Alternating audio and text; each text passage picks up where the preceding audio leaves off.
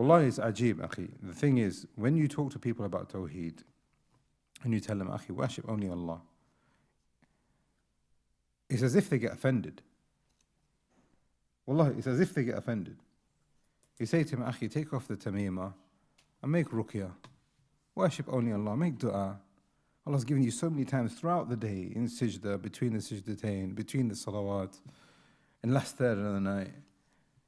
Every single week, the doors of Jannah are open for you. Every single salat al-dhuhr, the doors of Jannah are open for you. The Messenger of Allah said in the Hadith Tirmidhi that when the dhuhr adhan goes, between that and the establishment of the salah, the doors of Jannah are open.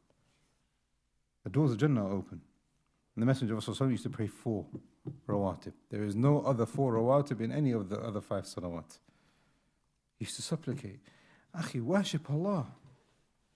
Look at the connection, He's opened it up for you.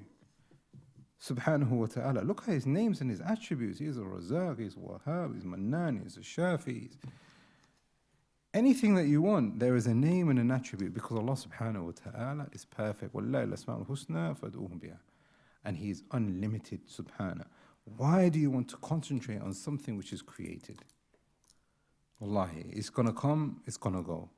It's going to perish just like everything else will perish. It has its flaws. Wallahi, they will get so upset. They will get so angry.